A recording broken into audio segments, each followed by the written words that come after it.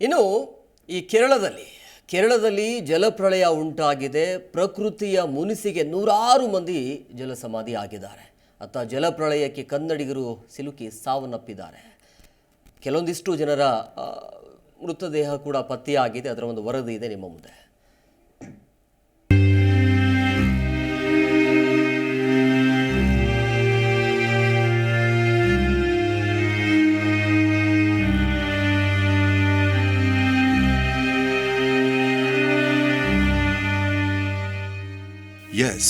ದೇವರ ನಾಡು ಅಂತ ಕರೆಯುವ ಕೇರಳದಲ್ಲಿ ಜಲಾಸುರನ ಆರ್ಭಟ ಜೋರಾಗಿದೆ.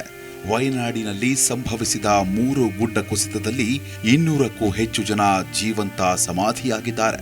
ಈ ದೃಶ್ಯಗಳನ್ನ ನೋಡಿದ್ರೆ ಎದೆ ನಡುಗೋದು ಗ್ಯಾರಂಟಿ. ಕರುಳು ಚುರುಕನ್ನದೇ ಇರೋದೇ ಇಲ್ಲ.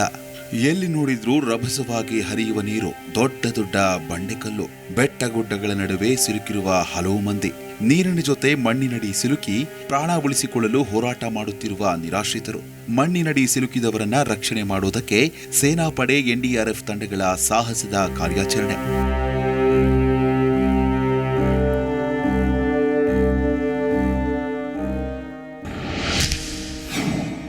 ಏಳು ಮಂದಿ ಕನ್ನಡಿಗರನ್ನ ಬಲಿ ಪಡೆದ ಕೇರಳದ ಜಲಾಸುರ.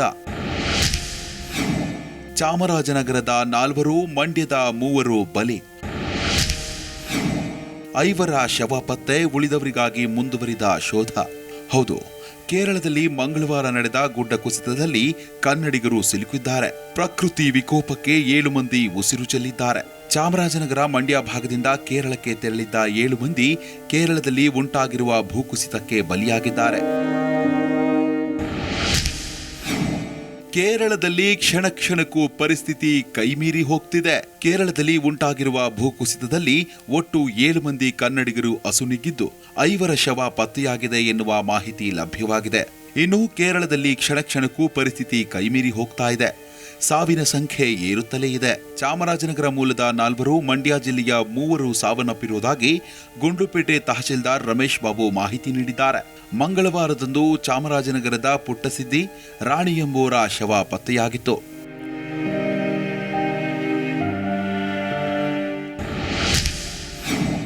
ಭೂಕುಸಿತಕ್ಕೆ ಮಂಡ್ಯದ ಒಂದೇ ಕುಟುಂಬದ 5 ನಾಪತ್ತೆ.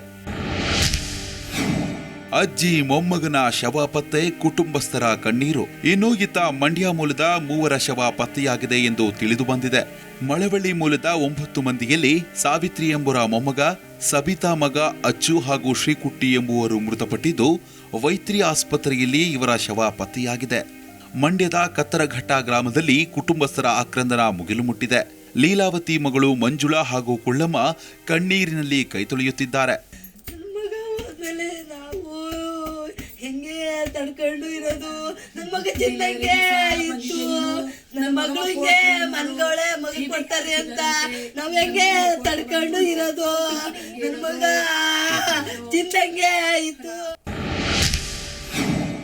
ಮೃತಪಟ್ಟ ಕನ್ನಡಿಗರಿಗೆ ತಲಾ 5 ಲಕ್ಷ ರೂಪಾಯಿ ಪರಿಹಾರ. ಟ್ವೀಟ್ ಮಾಡಿ ಸಿಎಂ ಪರಿಹಾರ ಸಹಾಯವಾಣಿ ಆರಂಭ. ಇನ್ನು ಕೇರಳ ದುರಂತದಲ್ಲಿ ಮೃತಪಟ್ಟ ಕನ್ನಡಿಗರಿಗೆ ತಲಾ 5 ಲಕ್ಷ ರೂಪಾಯಿ ಪರಿಹಾರ ನೀಡೋದಾಗಿ ಸಿಎಂ ಸಿದ್ದರಾಮಯ್ಯ ಘೋಷಣೆ ಮಾಡಿದ್ದಾರೆ. ಈ ಬಗ್ಗೆ ಟ್ವೀಟ್ ಮಾಡಿರುವ ಸಿಎಂ ಸಿದ್ದರಾಮಯ್ಯ, ಕೇರಳದ ವಯನಾಡಿನಲ್ಲಿ ಸಂಭವಿಸಿದ ಭೂಕುಸಿತದಲ್ಲಿ ಸಾವಿನ ಸಂಖ್ಯೆ ಏರುತ್ತಲೇ ಇದೆ. ಇದೊಂದು ಅತ್ಯಂತ ಘೋರ ದುರಂತ. ಈ ದುರಂತದಲ್ಲಿ ಕನ್ನಡಿಗರು ಪ್ರಾಣ ಕಳೆದುಕೊಂಡದ್ದು ಮತ್ತಷ್ಟು ನೋವುಂಟು ಮಾಡಿದೆ ಎಂದು ಟ್ವೀಟ್ ಮಾಡಿದ್ದಾರೆ. ಒಟ್ಟಾರೆ ಪ್ರಕೃತಿ ಮುನಿಸಿಕೊಂಡ್ರೆ ಮನುಷ್ಯನಿಗೆ ಉಳಿಗಾಲವಿಲ್ಲ ಎಂಬ ಮಾತು ಮತ್ತೊಮ್ಮೆ ಸಾಬೀತಾಗಿದೆ. ಬೆಟ್ಟ ಗುಡ್ಡವನ್ನ ಕಡಿದು ಪ್ರಕೃತಿಯನ್ನ ವಿರೂಪಗೊಳಿಸಿ ಮನುಷ್ಯ ತನ್ನಿಷ್ಟಕ್ಕೆ ಪ್ರಕೃತಿ ಬದಲಾಯಿಸಿದ್ರೆ ನಮ್ಮನ್ನೇ ಬಲಿ ಪಡೆಯೋದು ಕಟ್ಟಿಟ್ಟ ಬುತ್ತಿ. News desk, Zee Kannada news.